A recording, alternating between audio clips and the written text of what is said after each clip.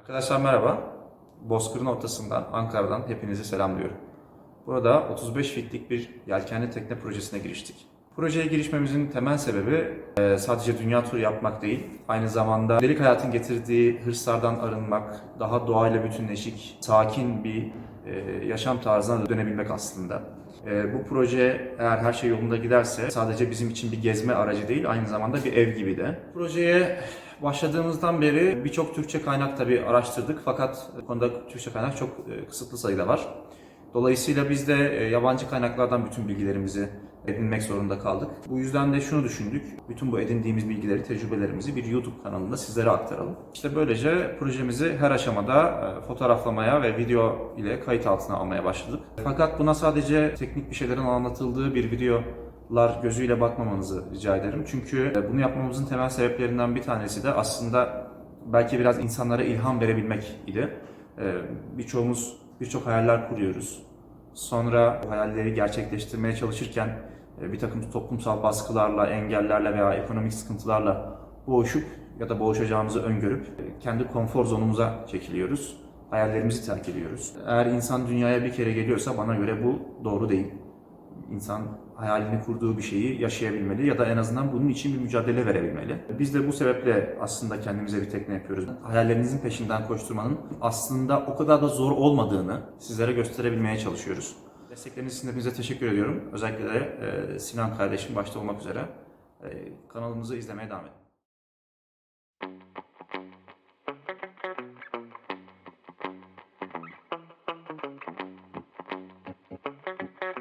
Can you hear me? I've got something to tell ya.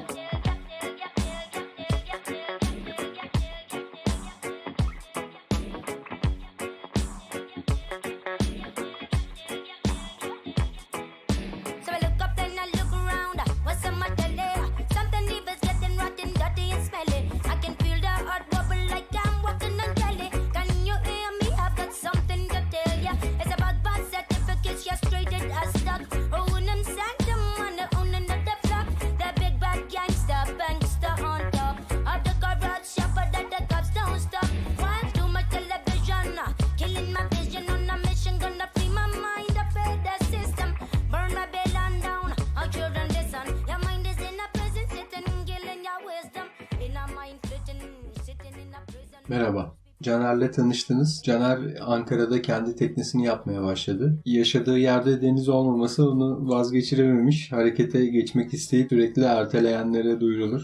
Caner'in atölyesini ve malzemeleri görüp çok kalın bir bütçeye sahip olduğunu düşünmeyin. Şartları sonuna kadar zorluyor o da. Benim videolarım formatına göre bir şey hazırladığı için çok kısa bir sürede yaptığı işi anlatmaya çalıştı. Duyduklarınız buzdağının görünen kısmı. Patreon benzeri bir sitede yaptıklarını detaylı anlatmış. İncelemenizi tavsiye ederim. Ulaşabileceğiniz linki açıklamalar kısmına ekleyeceğim. Yaşadığımız küresel salgın ve peşinden gelecek kaçınılmaz krizden sonra ülkemizdeki deniz hayali kuranların çok büyük bir kısmının tekne sahibi olması eskisinden daha zor olacak maalesef. Bu yüzden tekne sahibi olma şansını daha geniş kitleye mümkün kılacak yollardan biri olan kendi tekneni kendin yap yönteminin çok güzel bir örneği olacak bence Caner'in yaptığı. Bu işe destek verirsek kendi teknesini yapmak isteyenlerin çok faydalanacağı Türkçe bir kaynak da oluşmasına yardım etmiş oluruz. Gözden ırak, gönülden ırak olurmuş. Şu anda virüse yakalanıp yoğun bakıma alınanlar ve maalesef hayatını kaybedenler nüfusun çok çok küçük bir bölümü. Bu yüzden büyük bir çoğunluğumuz eğer sağlık çalışanında değilsek henüz yüzleşmedik olayın kendisiyle. Şimdilik durum çoğumuz için bilim kurgu filmi tadında. Diğer yandan virüs kadar önemli konu ekonomik koşullar. Şanslı azınlığın dışında birçoğumuz bu krize hazırlıksız yakalandık. Şartlar daha da zorlaşıyor tabii bu durumda. Yani bir dünya savaşı olmasa bile en azından onun kadar etkili kitlesel bir duruma şahitlik ediyoruz. Şimdilik elimizden gelenin en iyisi durumdan ders çıkarmak bence. Gördüğünüz gibi büyük çoğunluğa virüsten önce Yusuf Yusuf dedirten ekonomik koşullar oldu. Benim şahsi düşüncem güncem kriz ortamının yaz aylarıyla beraber biteceği yönünde. Haziran ayı ortalarında hayat biraz normale döner diye umut ediyorum. Bu olanların insanoğlu için ufak bir uyarı olduğunu düşünüyorum. Yani gereksiz tüketimi azaltmamız gerek falan gibi klişe laflar etmeyeceğim. Ama şunu söyleyebilirim. Krizden sonra yeni borçlar almadan var olanları bitirmeye çalışmamız lazım. Yapabilenlerimiz bu gibi durumlar için birikim yapmaya çalışmalı. Yani görünen köy kılavuz istemez. İçinde yaşadığımız doğanın dengesini hırslarımız yüzünden çok kurcaladık. Eriyen buzulların içinden hiç bilmediğimiz ve şimdikinden çok daha tehlikeli virüslerin ortaya çıkması çok sürpriz olmayacaktır. İnsanoğlu tehlikeli eşiği aşalı bayağı oldu. Çağımızın kitlesel içgüdüsü konfor arzusunu köreltmek biraz zor artık. Bu krizden sonra da kendimize daha konforlu evler, eşyalar, otomobiller istemekten vazgeçmeyeceğiz. Teknelerimiz bize yine 2 metre kısa gelmeye devam edecek. İnsanoğlu iyi niyetli ya da değil dengeleri bozmaya devam edecek. Yani bunun iyi niyetlisi nasıl olur derseniz mesela balık unu fabrikalarının en büyük müşterisi kimdir sizce? Kedi köpek maması yapan fabrikalar. Kaçak avlanıp piyasaya sürülemeyen balıkların kamyonlarcası balık unu fabrikalarına satılıyor. Sonuç denizler çöl. Yani avlayanın, bu balıkları işleyenin, ticaretini yapanın suçunu teslim ettik diyelim. Ama bu kedi mamalarını tüketen, bütün sevgisiyle kedilerini besleyen insanı nereye koyacağız? Bütün insanlara sözümü geçirecek bir kudretim olsaydı söyleyeceğim tek şey dur olurdu. Bir dur a**ına koyayım. Dediğim gibi durmaya niyetimiz yok. İnsan da bütün diğer canlılar gibi içgüdüsünün peşinde koşacak. Sonucunda da buna benzer krizler yaşamaya devam edeceğiz. Şimdikinden daha büyük bir krizde ekonomik sistemin tamamen çökebilir olabileceğinin sinyallerini hep beraber aldık. Böyle bir durumda alet edevat kullanabilen, elinden iş gelen ayakta kalır, ben size söyleyeyim. Okuma, izleme alışkanlıklarınızda bunlara da yer vermenizde fayda var. El becerisi geliştirmek deyince içimizi yeterince kararttıysam epeydir salladığım kaynak yapma konusunda bilgi aktarma işini halledelim. Ülkemizde yaygın ve ulaşılabilir kaynak makineleri invertör makineler. Bu makinelerin fiyatları günümüz şartlarında ortalama 1000 lira civarında. Atıyorum bahçe kapınız çürüdü ve tamir edilmesi gerekiyor. 2000 lira fiyat verdiler size. Elinizin altında internet var. Önce malzemelerin fiyatının ne kadar olduğunu hesaplayın. Profili, elektrotu, boyasını hesapladınız. 1000 lira tuttu. Yani sizden 1000 lira işçilik istemişler. Gidin kendinize bir kaynak makinesi alın. Yani makineniz bedavaya gelsin. Hem el becerinize yeni bir şey ekleyin.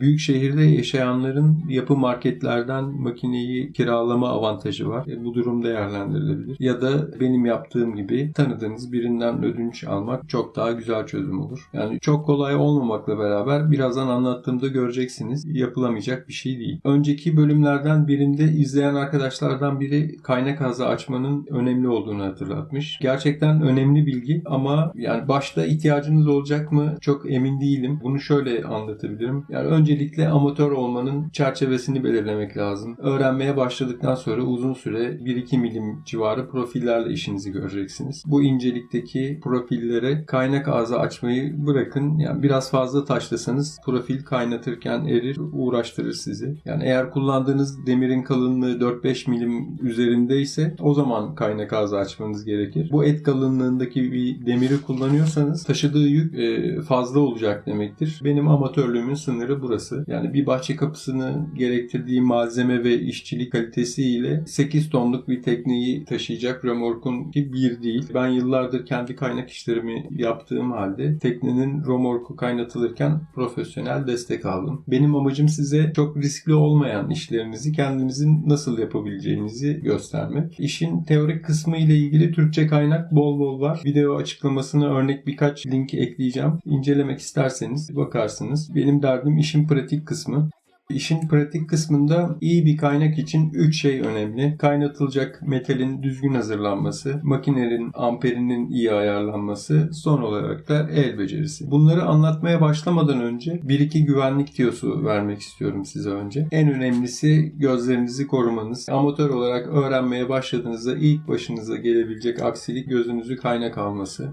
Bunun için klasik önlem kaynak maskesi ve kaynak gözlükleri kullanmak. Kaynak yaparken oluşan yüksek yüksek ışık ve ısı kadar dumandan da korunmak gerekiyor. Bu yüzden aranızı tutacağınız bir maske çok daha uygun olur sizin için. Ayrıca kaynak gözlüklerini taktığınızda ortam tamamen zifiri karanlık olacağı için amatör biri için çok kullanışlı değil bence gözlük. Maskeyi tavsiye ederim. Bu konuda size vereceğim püf noktası maskeyle beraber bir güneş gözlüğü kullanmanız. Normalde elektrotu kaynak yapmak için metale dokunduracağınız zaman gözleriniz siz yapmasanız bile içgüdüsel olarak kısılır. Korneayı yoğun ışıktan korur. Sorun isteğinizin dışında elektrotu yanlışlıkla değdirdiğinizde ya da kaynak yaparken mesafeyi tam ayarlayamadığınız için arkın biraz erken başlaması gibi durumlarda gözünüzün hazırlıksız yakalandığı anlardaki maruz kaldığınız ışık. Buna maruz kaldıktan sonra başka bir yere baktığınızda bile ilk gördüğünüz ışık patlamasının şeklini leke olarak görüyorsanız anlarsınız bu durumu. Bu duruma yakından ve 10 kere falan maruz kaldıysanız hayırlı olsun. Gözünüzü kaynak aldı. Gün içinde hiçbir sıkıntı yaşamazsınız. Sadece gözlerinizde tatlı bir kaşıntı olur. Gece olduğunda uyumanıza yakın bir zaman gözlerinizde bir batma hissi oluşmaya başlar ve peşinden gecenizi zehir edecek kendine has ağrı başlar. Böyle bir durumda yapacağınız son şey ellerinizle gözlerinizi ovuşturmak olsun. Patates koymak gibi falan kulaktan dolma bilgilere itibar etmeyin. Burada adını vermemin doğru olmayacağını tahmin ediyorum. Bu durumlarda yaygın kullanılan bir göz damlası var. İnternetten, eczaneden ya da aile hekiminden adını öğrenebilirsiniz. Bu damla reçetesiz satılabiliyor ve ucuz sayılabilecek bir ilaç. Kaynak yapmayı öğrenmeye başlamadan bir tane alıp bir kenara koyun. Çünkü dediğim gibi gecenin bir yarısı ihtiyacınız olabilir. Sonuç olarak başınıza böyle bir şey gelirse gözlerinize mümkün olduğunca az dokunarak her ağrı atağı geldiğinde bol soğuk suyla yıkayıp bahsettiğim damlayı da kullanırsanız en az sıkıntıyla atlatırsınız. Ama size bahsettiğim gibi maskeyle beraber ekstradan bir de güneş gözlüğü kullanırsanız bunların başınıza gelme olasılığını yok denecek kadar azaltırsınız. Çünkü gözlük isteğinizin dışında olacak arklarda gözünüz hazırlıksız olsa bile ilk şoku engelleyecektir. Ben çok uzun zamandır maskeyle beraber güneş gözlüğü kullanıyorum. Ve güneş gözlüğü kullanmaya başladığımdan beri gözüme hiç kaynak almadı diyebilirim. Başınıza gelebilecek önemli sorunlardan biri de yanık tehlikesi. Kaynak yaptığınız esnada özellikle kaynak yapılan yerin hemen altına ve böyle yarım metre çapında etrafına böyle irili ufaklı parçacıklar saçılır. Bunlar böyle bir bulgur tanesinden eğer kaynattığınız demir erimeye başlamışsa nohut büyüklüğüne kadar o arada değişir. Çok küçük olanlar ısısını hemen kaybederken büyükçe olan parçalar bir süre çok sıcak kalır ve eğer çıplak teninize falan gelirse yapışır ve çok fena canınızı yakar. Bu yüzden kaynak yaparken mümkün olduğunca kapalı ve çabuk yanmayacak şeyler giymeye çalışın. Kapalı bir ayakkabı, kot pantolon gibi. Kaynak yaptığınız noktada ısı çok yükselir ve demirin noktası bir süre kor halinde kalır. Gün ışığında bunu çoğu zaman algılayamazsınız. Yani yeni kaynak yaptığınız bir yere yanlışlıkla dokunursanız kendinizi yakabilirsiniz. Bu yüzden eldiven kullanmakta fayda var. Ve sıcak noktaları tutmak gerekirse kerpeten gibi malzemeleri mutlaka kullanmak gerekiyor. Son olarak başınıza gelebilecek nadir de olsa sorunlardan biri de düşük voltajda elektriğe çarpılmanız olacaktır. Kaynak makinesi ark yapmak için doğru akım kullanır. Akülerden bildiğimiz bu akım bizi çarpmaz biliyorsunuz. Yani kaynak yapmak için makineden gelen eksi kablosunu kaynatacağınız demire tutturup buna şase denir. Diğer artı ucundaki pensede takılı elektrotu demire temas ettirdiğimizde bir kısa devre yaptırmış oluyoruz aslında. Ama bu kısa devreyi yapan akım doğru akım olduğu için kaynatacağınız demiri çıplak elle tutsanız bile çarpılmazsınız. Böyle bir risk yok. Çarpılma durumu genellikle elektrot takarken ya da makinenin metal kısmına dokunduğunuzda ya da çok nadir kaynatacağınız şase bağlı demire dokunduğunuzda anlık ve düşük voltajlı olur. Bunun başlıca sebebi kullandığınız elektrik hattında topraklama olmaması ya da varsa da düzgün çalışmamasıdır. Bir diğer sebebi de invertör makinelerde olabilen ufak arızalardır. Yani profesyoneller buna makine kaçırıyor derler. Maalesef makine kaynak yapmaya devam ettiği için bu ufak arızalar ihmal edilir. Birinden ödünç aldığınız bir makinede başınıza böyle bir şey gelme ihtimali var. Böyle bir durumda çözüm üretemiyorsanız ve çalışmanız da gerekiyorsa yalıtkan bir eldivenle çalışmak doğru olur. İyi kaynak yapmanın 3 koşulu olduğunu söylemiştim. Bunlardan birincisi malzemeyi hazırlamaktı. Bununla başlayayım. Örneğin benim gibi profilden bir çadır iskeleti yapacağınızı düşünün. Profili sıfır alacaksanız antipas boyalı ya da çıplak olarak alacaksınız. Boyalı olanları daha pahalı tabii bu arada. Boyalı alırsanız tek yapmanız gereken kaynayacak iki yüzeyi hazırlarken mümkün olduğunca birbirine yapışacak şekilde alıştırmak ve kaynak yapacağınız yerdeki boyayı taşlayarak almak. Boyasız alırsanız özellikle açık alanda profiller çabuk paslanır. Eğer siz kaynak yapana kadar paslanmışlarsa kaynak bölgelerindeki pas mutlaka güzelce temizlenmesi gerekiyor. Benim gibi hurda demir kullanacaksanız tabii öncelikle eğri büğrü olanları düzelteceksiniz. Çekişte düzelmeyecek hiçbir şey yok, unutmayın. Ondan sonra çürükleri ayıklamanız gerekiyor. Örneğin bir profil ucundan 10 santim çürümüş. 15 santimden kesip tamamen temiz bir noktasından geri kalanını kullanmak gerekiyor. Bunun dışında profillerde boya varsa mutlaka kaynak olacak yerlerdeki boyaları ve pası ham demiri görene kadar taşlayarak temizlemek gerekiyor. İkinci önemli konu amper ayarı. Makinenizin markası ne olursa olsun amper ayarını yapacağınız kısım büyük ihtimalle bu şekilde olacaktır. Amper seçim aralığı 10 ila 160 amper aralığında olur genellikle. Ayrıca ses ayarı düğmesi gibi olan bu düğmenin etrafında amper değerleriyle beraber birçok makinede hangi amper aralığında kaç milim elektrot kullanmanız gerektiğini de yazar.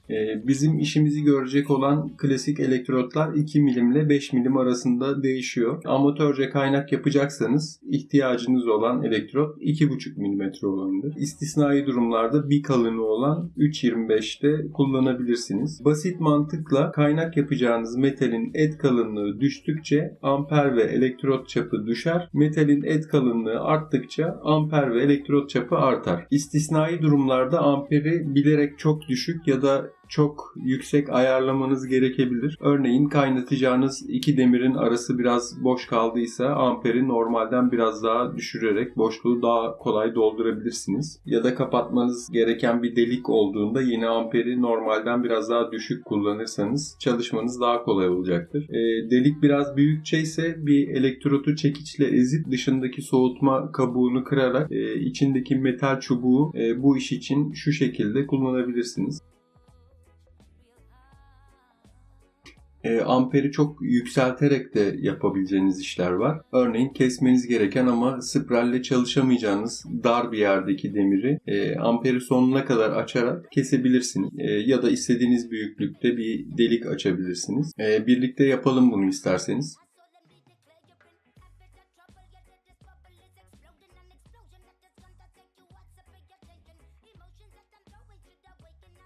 Bu amper ayarı biraz arabadaki debriyaj hissi gibi. Bir süre sonra amperin nasıl olması gerektiğini kaynak yaparken hissediyorsunuz. Bunun için öğrenene kadar bolca deneme yapmanız yeterli olur. Son olarak el becerinizi geliştirmeniz çok önemli. Kaynak yapmaya başlarken ilk yapacağınız şey makineden gelen şaseyi demire düzgün bir şekilde tutturmanız olacak. İlk denemelerinizde başınıza gelebilecek sorun elektrotun metale yapışması olacaktır. Bunun nedenleri ya kaynatacağınız metal yeterince temiz değildir, ya şaseniz düzgün tutmamıştır ya da amperiniz düşüktür. Yaşayabileceğiniz muhtemel diğer sorunsa elektrotu değdirdiğinizde metalin eriyerek delinmesi olur. Bu durum ya elektrotu uzun süre aynı yere değdirdiğiniz için olur ya da amperiniz gereğinden çok yüksektir. Kaynak yaparken elinize alıştıracağınız ilk şey punta atmak olsun. Punta tek bir nokta olarak yapılan kaynağa denir. Demirle çalışırken çoğu zaman kaynattığınız şeyi geçici kaynatırsınız. Yani asıl kaynağı yapmadan önce sabit durması için önce puntalarsınız. Demir ısındığında şekil değiştirir. Bu yüzden profil kaynatacaksanız çarpılmaması için mutlaka ters köşelerinden önce punta atmanız gerekir. Ayrıca punta istediğinizde ters açıyla zorlandığında kolayca kırılacağı için geçici tutturmanız gereken yerlerde çok işe yarar. Burada yaptığım gibi bu profil dikey olarak çektiğinizde bütün bir eğriyi kaldırabiliyor gördüğünüz gibi.